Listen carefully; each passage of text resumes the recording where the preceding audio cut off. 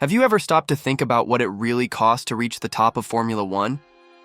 I'm not just talking about talent or speed, I'm talking about what happens when the race starts well before the green light, far from the cameras, the spotlights, and the podiums.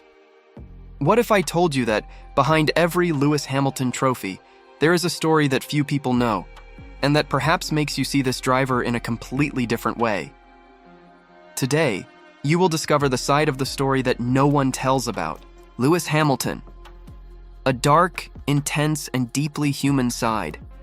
Forget for a moment the man with the records, the 7 crowns, and the Mercedes cars.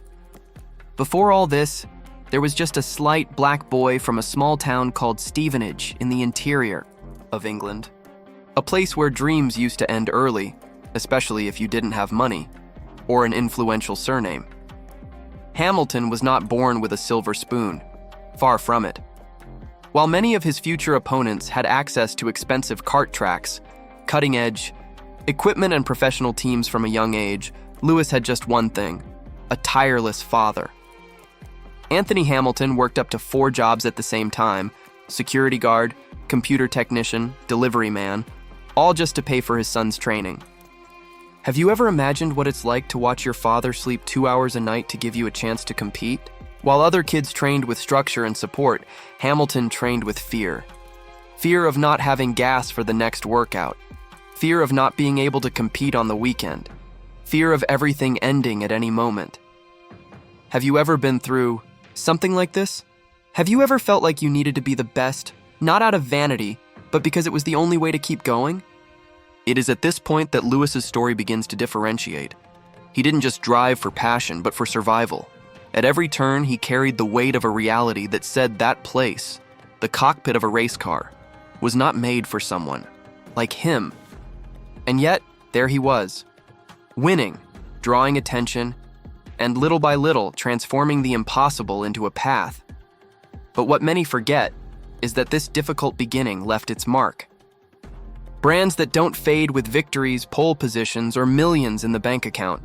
What you will discover now may surprise you, because behind the confident smile and impressive records, there is a Lewis Hamilton who had to fight tooth, nail, and tears to simply be accepted. Stay with me until the end, because this story is not just about racing. It's about resilience, about breaking down barriers, and about the real price of victory. And believe me, what comes next only makes this trajectory even more impactful. But what makes this story even more powerful is precisely what it awakens in us.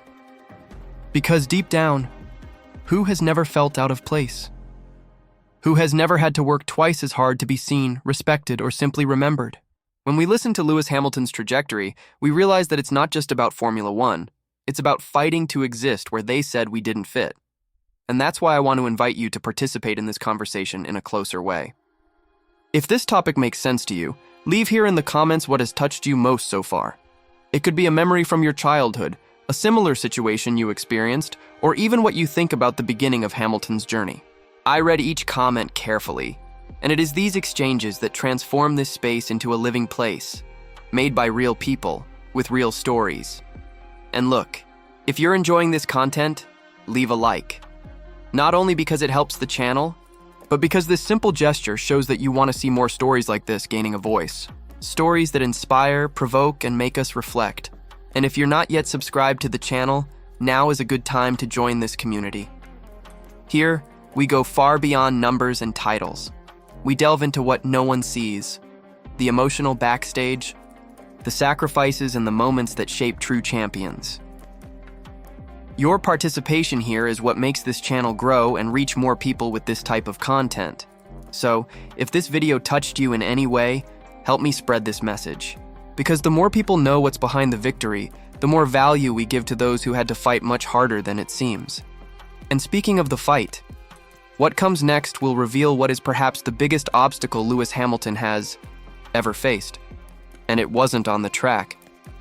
Even after all the effort, all the overcoming, and the first achievements in motorsport, Lewis Hamilton realized that winning would not be enough. It was not enough to cross the finish line in front. He still needed to prove every day that he deserved to be there, and not for lack of talent, because he had already made that clear on the tracks. but for being who he is. A black man in one of the most elite and closed sports in the world. Being the first in this case was not just a historic achievement, it was also a sentence. Formula One had never seen someone like Hamilton on the grid, and for many, this was uncomfortable. From the beginning, he carried a burden that went far, beyond the weight of the helmet, that of representing something that, for many within the system, was still unacceptable. Can you imagine what it's like to arrive at a Formula One paddock, surrounded by engineers, team bosses, business people, and sponsors, almost all of them white, rich, and often far from any reality similar to yours, and feel like no one expects you to win? Not because of a lack of ability, but because of sheer resistance to what you represent. It's as if at every turn he needed to remind everyone that he was there by merit. And not by charity, not by quota, not by chance. Reports of racism began back in the karting days. Monkey sounds coming from the stands, people painting their faces black and jeering during races, journalists questioning his aggressive behavior. Even within teams, there was a silence that screamed, "You don't belong here." And all this while he was winning, while collecting victories, poles, titles. Even with trophies in his hands, he heard that he didn't belong there. These experiences left deep marks, and they shaped not just the pilot, but the man he became. Because when prejudice doesn't stop even at the finish line, victory takes on a different meaning. It turns into resistance, in response, in survival. Hamilton learned early on that he would have to develop an armored mentality, that it wasn't enough to be fast. He would have to be impeccable. I had to think about every gesture, every word, every reaction. A slip would be magnified. A mistake, doomed. In an environment where privileges are the rule, he needed to fight even for the right to make mistakes. That kind of constant pressure takes a toll. It distorts the way you see the world, and even how you see yourself. Because when you are the only one, everything you do becomes a symbol. Everything he says gains weight. And if you break, it's not just you who falls. The hope of those who see you as a reference also falls. It is a silent but brutal responsibility. The curious thing, and painful, is realizing how this hidden truth was ignored for so long. While the media praised the winning machine, little was said about the human being behind the helmet. About the psychological impact of fighting against something that you cannot see, but can be felt in every suspicious glance, in every insinuation disguised as technical criticism. Behind every bold maneuver was an affirmation: I deserve to be here. And this is not something that telemetry shows. It is at this point that Lewis Hamilton's story transcends Formula One. It becomes a symbol of something much bigger, confronting the structures that define who can or cannot dream and come true.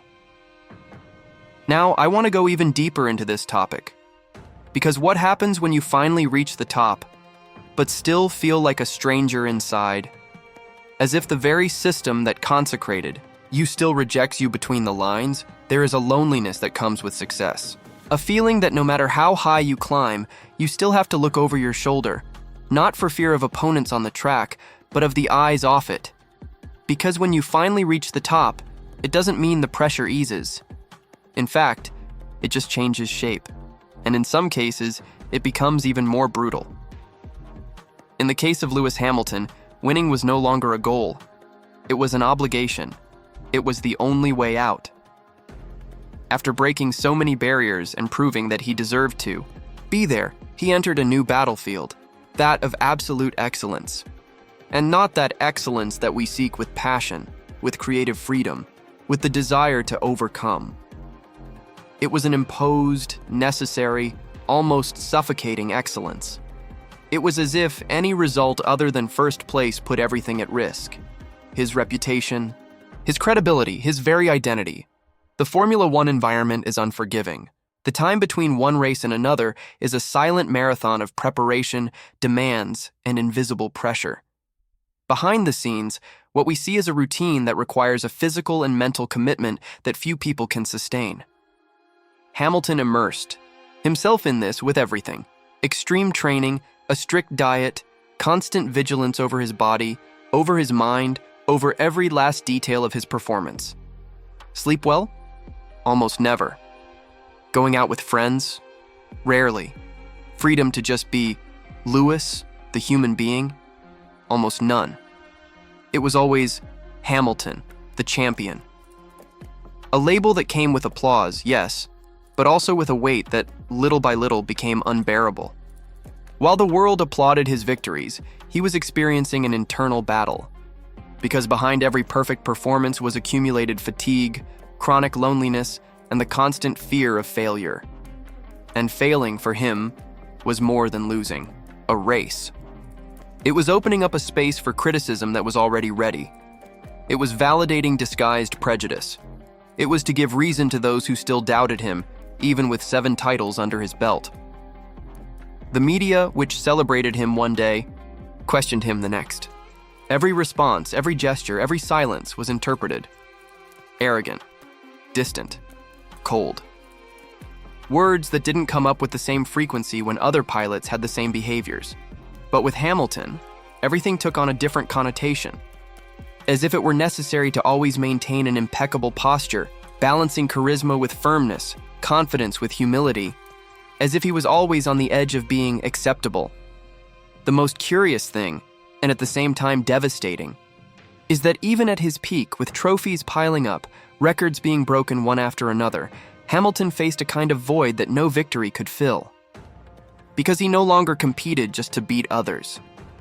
He competed not to disappoint himself, so as not to slip into a system that still did not accept his presence naturally. It was a demand that came from outside, but echoed inside. All the time.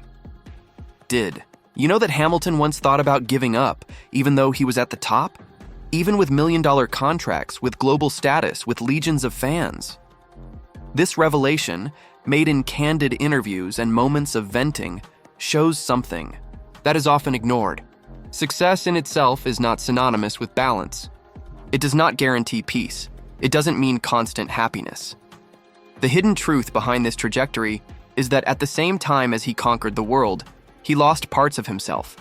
Simple moments, true relationships, genuine rest. All of this was put on the back burner in the face of the incessant search for results. And that has a profound impact. Because no one can sustain a mask of invincibility for so long without it cracking inside. And when those cracks begin to appear, however discreetly, they tell a silent story about the price of perfection. A price that few see, but which is expensive. Hamilton is not just a champion. He is a human being in constant reconstruction, and perhaps that is precisely what makes it so fascinating. He's not just the best driver of his generation, he's a reflection of a generation that learned that winning is necessary. But staying in one piece is even more difficult, because you still have much more behind this journey. And what comes next will reveal a part of the story that even the oldest fans may never have fully seen. Now I want to go even deeper into this subject, because the truth is that no great trajectory is built in a straight line. And no matter how brilliant Lewis Hamilton's CV is, his journey was full of sharp curves, invisible collisions, and silent battles fought off the asphalt. Not everyone was rooting for him, not even within the team. It's curious how the public image often hides internal fractures. When you see Hamilton celebrating a world title, with flags flying and fireworks exploding in the background, what you don't see is behind the scenes, that tense, charged environment where alliances change quickly and politics weighs almost as much as talent. Formula One, after all, is not just about who is faster. It's also about who best navigates relationships, behind the scenes, in decisions that aren't always fair. The rivalry with Fernando Alonso, for example, started early. When Hamilton debuted at McLaren in 2007, the whole world was expecting a rookie driver trying to learn from the two-time world champion. But what we saw was an immediate shock. Lewis didn't arrive shy. He arrived competitive, fast, prepared. Before long, the two were on equal footing, something no one, not even Alonso, expected. And that bothered me. The atmosphere behind the scenes at McLaren became unsustainable. Internal disputes, exchange of barbs, fights over priority within the team. It was not just a question of talent, but of protagonism. And Hamilton, with all his courage and survival instinct, did not back down. It was clear there that he wasn't there to be anyone's sidekick. Then came Nico Rosberg, an old childhood friend, a companion from his karting days who became one of the most intense rivals Hamilton faced, and the only one until that moment to beat him in the same car. The coexistence at Mercedes between 2013 and 2016 was marked by increasing tension. What began as a partnership quickly turned into psychological warfare. Controversial exchanges of positions, clashes within the team itself, microphones turned off, and fake smiles on the podium. Hamilton, during that period, needed more than ever to control not only the car, but also his emotions. Because when the opponent is in his own garage, the race starts long before the start. And this phase required him to have a level of resilience and emotional intelligence that few can sustain for so long. The victories came, but at a high cost. And when Rosberg announced his retirement shortly after winning the 2016 title, many saw it not only as a strategic decision, but as a relief. For both. And then came Max Verstappen, young, aggressive, impetuous, the new phenomenon of Formula One, who showed no interest in revering anyone. The 2021 season was the culmination of this clash. Electrifying races, intentional touches, hand-to-hand disputes that bordered the limit of what was acceptable. And of course, FIA decisions that reignited old discussions about fairness, favoritism, and the dark behind the scenes of the sport. The Abu Dhabi Grand Prix that year was not just a race. It was a watershed moment, a moment in which sport exposed its rawest vulnerability, the fact that the best doesn't always win. Sometimes what wins is the narrative that is constructed off camera. Hamilton lost the title, yes, but he left that episode with something that no title can erase: the attitude of someone who, despite being wronged, knew how to maintain their dignity. And that, for many, was even greater than victory. These episodes show that Lewis Hamilton's path was never paved with applause. He faced silent resistance, opposing forces, suspicious decisions. He had to learn to deal with the politics of the paddock as much as his performance on the track. And above all, he needed to build his authority not only with results, but with posture, with positioning, with the courage not to remain silent when everything around him seemed to pressure him, to just please. Hamilton is a driver of extremes, extremely technical, extremely fast, extremely demanding, with others and with himself. But he is also a man who had to harden himself on the outside to protect what was still sensitive inside. Because yes, there is a lot of heart in this trajectory, only he was covered by a thick layer of survival. Looking now more clearly, you can understand why so many people still resist recognizing its complete greatness. Because accepting Hamilton is also accepting the transformation he represents. It is accepting that Formula One, so traditional and selective, was forced to adapt to a new reality. And transformation always bothers those who profit from the status quo. Comment: that makes sense to me. Because there is still a side to this story that almost no one knows about. And when we get closer to it, everything takes on another dimension. Now I want to go even deeper into this subject, because when we look at Lewis Hamilton's career, it becomes clear that Formula One was just the beginning. What he did off the track is perhaps even more transformative than any pole position or world title, because it's there, away from the roaring engines and accelerating cameras, that the real revolution happens. For a long time, the Formula One paddock was an almost impenetrable place, not only because of the financial barrier, but because of the type of culture that dominated the environment. It was a world reserved for a few, sustained by traditions that left little room for anything different. But Hamilton, little by little, redesigned this scenario. First with presence, then with the voice, and finally with the impact it began to have even without being behind the wheel. The hidden truth is that while many athletes are content with sporting recognition, he chose a riskier path, that of awareness, and that takes courage. Because positioning yourself in an environment that values neutrality and performance above all else is going against the tide. It causes discomfort. It's deciding that your fame will be used for something bigger than advertising contracts and shallow headlines. Hamilton began to speak with increasing firmness about racial issues, social justice, representation. He created the Mission 44 initiative, which seeks to expand access to education and opportunities for young people from marginalized communities. He founded a research team, the Hamilton Commission, that investigates the lack of diversity in the sciences and engineering of Formula One. And it didn't stop there. In the fashion world, he broke another barrier. He became an icon of style and authenticity in a sport where the image used to be rigid, predictable, almost rigid. His bold looks, partnerships with big brands, and presence at fashion events have transformed the perception of what it means to be an elite pilot. Suddenly, it wasn't just about speed anymore.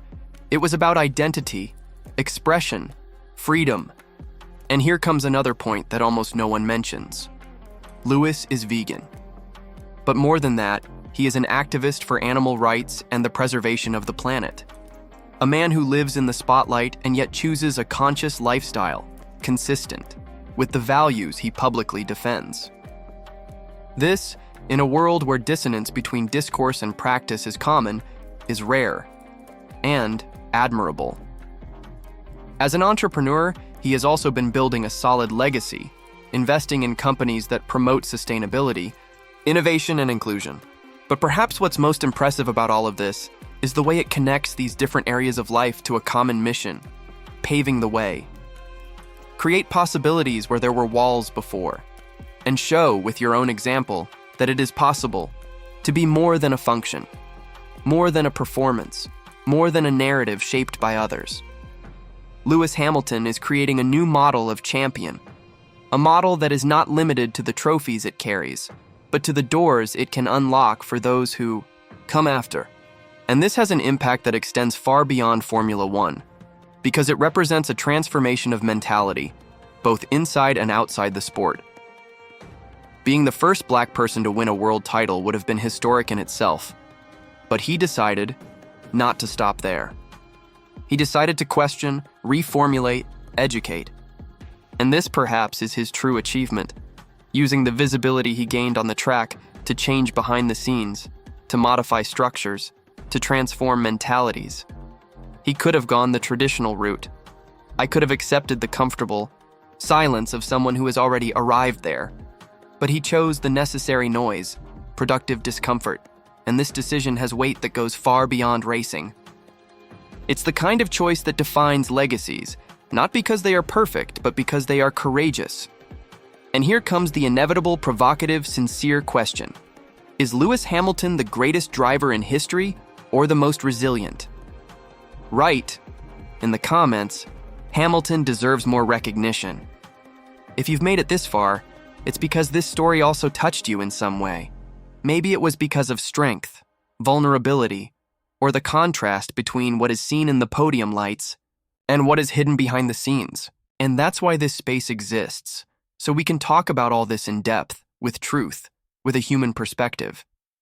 If this content made sense to you, if at some point you found yourself reflecting, remembering something from your own journey, or rethinking what it means to win, then leave a like.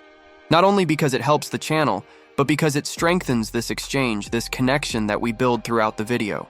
Your every gesture here is part of the energy that keeps this type of conversation alive.